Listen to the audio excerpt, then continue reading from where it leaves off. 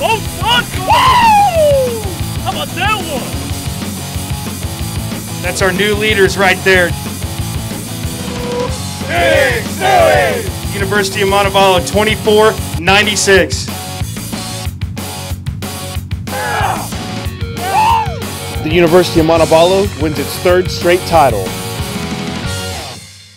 What's up, everybody? Welcome into the first new episode of the new year. It's 2024 on the Rapala We Are Collegiate Bass Podcast. I'm your host, Kyle Curry. Today, we're going to be joined by Dylan and Carter Nutt from top 5 ranked University of North Alabama. Got the first win of 2024 over at the Harris Chain MLF College Series event. Took place there in Florida. They had 21 pounds, 12 ounces to get the victory at the one-day tournament. Dylan, bring you in real quick, man. Start to the new year. New Year's was that Monday. Friday, you're winning your first tournament of 2024. Got to be a great way to kick things off. Yes, sir. It was an awesome way to kick off the year, especially down here in Florida. We didn't really think that we had a chance, and especially weighing in 21 pounds down here. Normally it takes like 30 to win, and even when we put the last good fish in the boat, we still didn't think that we had it won. We figured we would at least get a top 10. And then to end up winning it means so much, especially to have our first major college win down here in Florida. Yeah, Carter, talk a little more about that, getting the first one. You know, we saw both of you guys at our 2 events in the fall, the Bass Pro Shops Big Bass Bash presented by Berkeley, and then over at Lake Darnell for the AFCO Collegiate Bass Open. Each of you guys had, I believe, maybe even won a session at Kentucky Lake there in Paris, Tennessee. So started off the first half of our season here for the Bass Pro Shops School of the Year presented by Abu Garcia really well, kicking off the second half now with that victory, your first major college victory there, as your brother mentioned. Kind of give us your thoughts as well to be able to get that first W in the under your belt. You know, it is awesome for our first major win to be down here on the Harris Chain, you know, a place that we've been to several times. And, you know, it's always thrown us a curveball, and we've never really been able to put all the pieces together. But, you know, last week it was just, you know, it happened. It was pretty crazy. Florida fishing, It can be a little different. It definitely is dictated a lot by the weather, especially this time of year. So, Dylan, let's go ahead and just kind of start from square one. You're getting ready for practice. You're making the trip over, prepping for the event.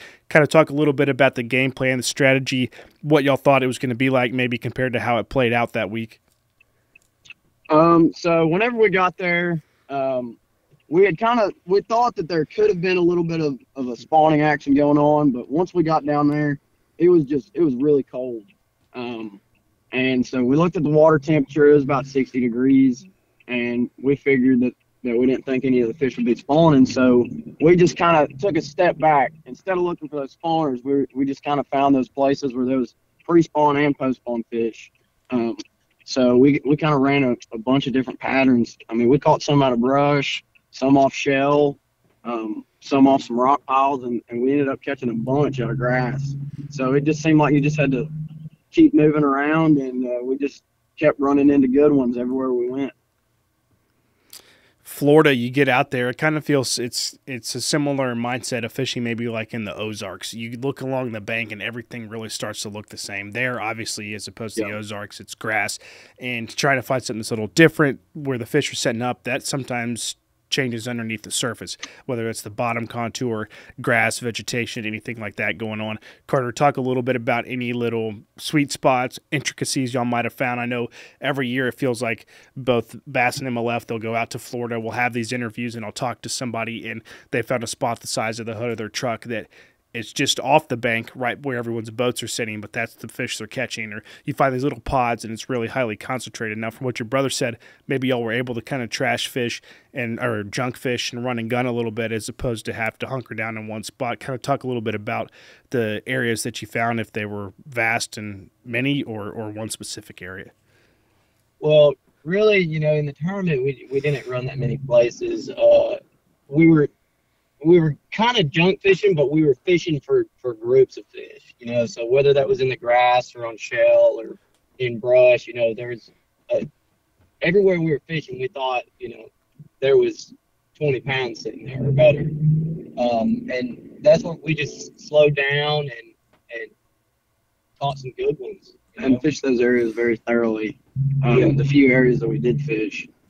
But we really had one special place in the grass where the first fish I put in the boat was a 5-pounder, and then we fished a couple more places and ended up culling up to we had about 12 pounds. And there was a grass place that we had found in practice, and we caught, we were working down this flat, and then I caught a 2-pounder, and then Carter and I doubled up on a 2.5 and 2 3/4, and then Carter caught a 3 1/4. And then we were left. We figured that would be a pretty good place. And whenever we went there in the tournament, we kind of started down the grass edge from it, and we worked up to it.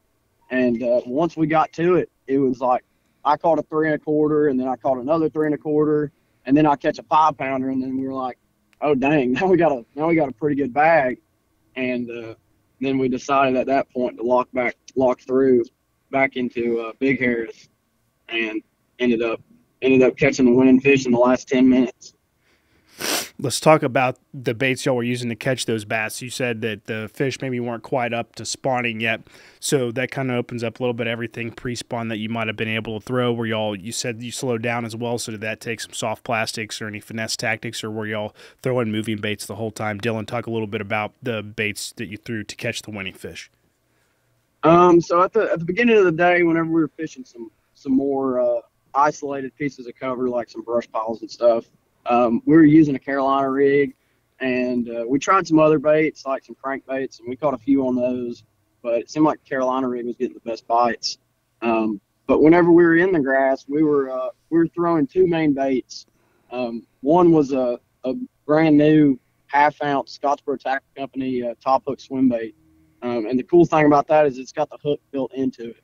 Whereas a lot of people throw like a flashy swimmer or something like that, the new 1/2-ounce size in that top hook, it really allows you to put a lot more of those fish in the boat versus losing quite a few on a flashy swimmer. Especially because that plastic is so thick, it takes a lot to get your hook to drive through it. But the top hook swim bait was what we got most of our good bites on. But another just good staple was the Z-Man jackhammer. We caught quite a few fish on the jackhammer, and it seemed to be a pretty good bait. Carter, as your brother was answering the question prior to that, he was talking about locking back through, catching the winning fish. I believe in the pre-interview, as we were getting ready there, you mentioned that you might not have caught a lot of fish that day, but you boated that last one. Man, give me the story real quick about that fish that helped to seal the deal for y'all to get the victory. That's right. So we locked into Griffin Lake, and there was 74 other boats that locked up there. So while we were up there, I did not catch one over 2 pounds. Dylan was just catching all of them. I mean, he had a visor on, and he had the Florida look going, and I think that really is what the difference maker was. But we locked back pretty early just to avoid any troubles with the lock. With that many boats going up there, you could get stuck and not make it back to weigh in. So we figured we could generate a big bite in Lake Harris, and the last 15 minutes we pulled up on a spot and fished through it, and then I catch a 4.5, and that pulls us up to what we had. And without that fish, we would have been second. And it's pretty special to do it in the last 15 minutes close to the ramp. Awesome. Always fun to catch one like that towards the end of the day. I feel like we've heard that a couple times this year at different tournaments, guys saying that, a couple last-minute decisions and you make the right call, and that it all comes together. It's really awesome to hear y'all talk about that. So then also you referenced the visor. Let's get to that story real quick. So Dylan, tell us a little bit about how your day started with your headgear and how it ended, and maybe that's something that possibly a look you carry for the rest of the season, at least until it does you wrong.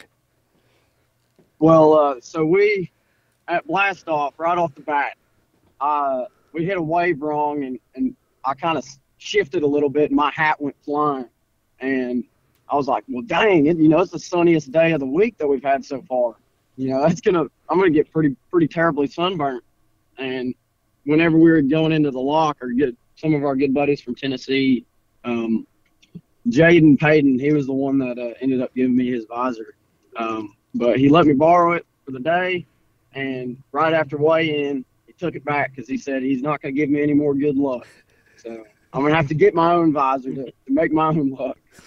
That's funny. You never know what it might be. I think this week on social media we had the guys from Wabash. They've got a lucky goose decoy. We see a lot of duck and geese decoys. Different. I played baseball. I was always one of those. You never step on the white line. You got something that works, man. You don't change it. Put your batting glove in a certain pocket. Wearing a visor could be another good luck charm we watch for the rest of the season for you. We're talking with Dylan and Carter Nutt from top 5 ranked University of North Alabama. Got the win at the Harris Chain for the MLF College event there just last week. Let's talk about the implications of that victory for the Bass Pro Shop School of the Year presented by Abu Garcia. So as it stands right now, we're going to update following that. We're going to have last week's event plus the national championship this week and an update for next week. So that we'll have a big major points update that's going to come out here this week. We'll have a couple of breakdowns, midseason review articles on our website, collegiatebasschampionship.com, taking a look at the points all the way up until the first of this new year. As it stood coming out of 2023 going into 2024, UNA is ranked third, 12,285 points, approximately 700 points behind second-ranked Carson Newman. Dylan, or actually we just talked to Dylan, so Carter, I'll send this one your way. Sitting in third, let's just start right there. First things first. You guys have won a couple of these titles before at UNA, finished ranked number 1 twice in the history of the Bass Pro Shop School of the Year presented by Abu Garcia. Third place right now. How's that make the team feel? Oh, it makes us feel great, and it gives us confidence that we can do it, especially with the championship this year being on Pickwick. But we're all pretty jacked up about it, but, we've got a lot of work to do. We've got to catch a lot of bass, and hopefully we can make something happen, and it starts off here this week on Kissimmee Chain. I feel like we all did our job last week on the Harris Chain, but it's going to be tough this week with a double points event. We're going to have, everybody expects, we need to have 2 in the top 10, and that's really our goal for the rest of the season is to have 2 in the top 10 at every event.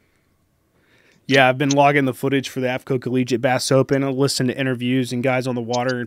I believe it was a couple anglers from McKendree who at the time at that event, they were ranked number 1. And they were talking about, kind of the evolution of this Bass Pro Shop School of the Year presented by Abu Garcia and the competitiveness that it's evolved into over the last couple of years. Used to couple top 50s, a couple top 25s at each tournament, and you were doing really good at these double points events, to where now the last couple of years, if you want to be in that conversation to have a chance, even a remote shot at winning at the end of the year and finishing the year ranked number 1, you've got to do everything in your willpower to have 2 teams inside the top 10 basically at every tournament, whether it's double or triple points.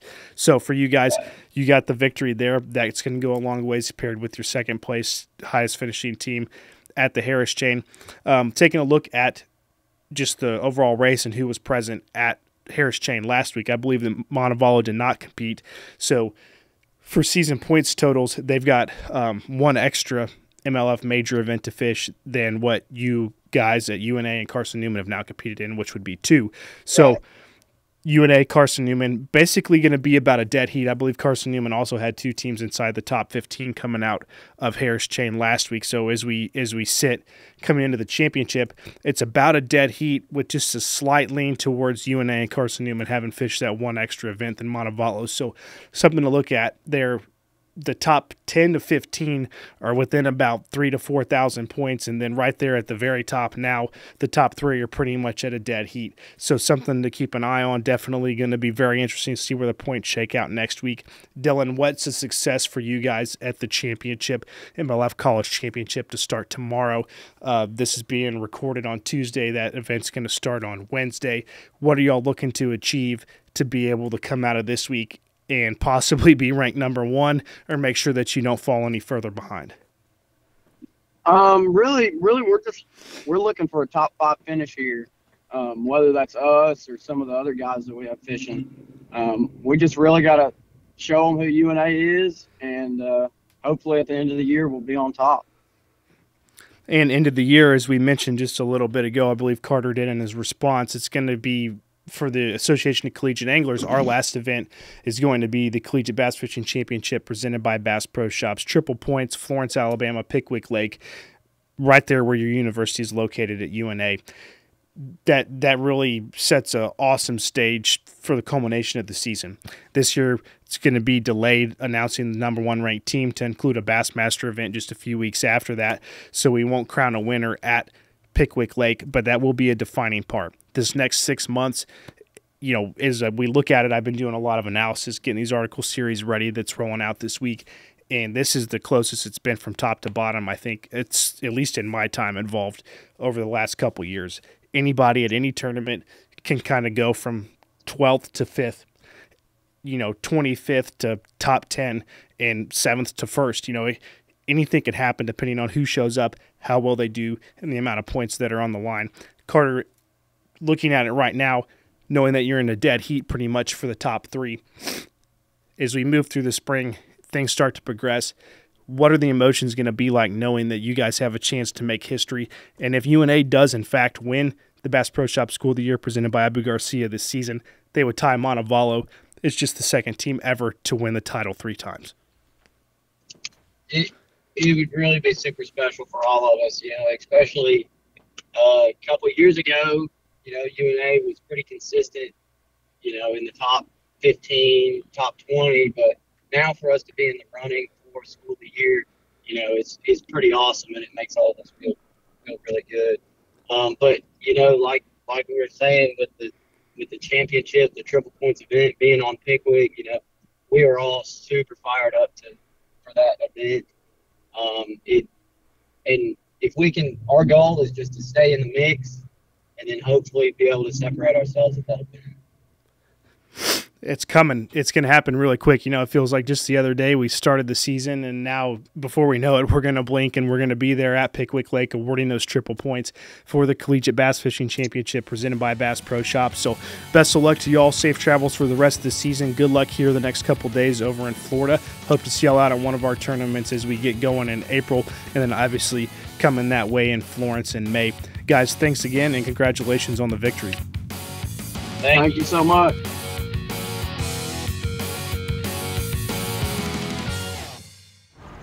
Welcome to Minnow King. How can I help you? Everything looks good. I'm friggin' starving, man. Been spawning all morning. Ugh, TMI, bro. What do you want? I'll take a Crush City freeloader and gizzard shad. Anything to drink. Water. Pull ahead, please.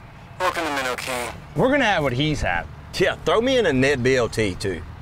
Pull ahead, please. Calm down. Quit feeding so much. Hey, man, I'm trying to, man. If you If you overfeed him, he's gonna hide under a log.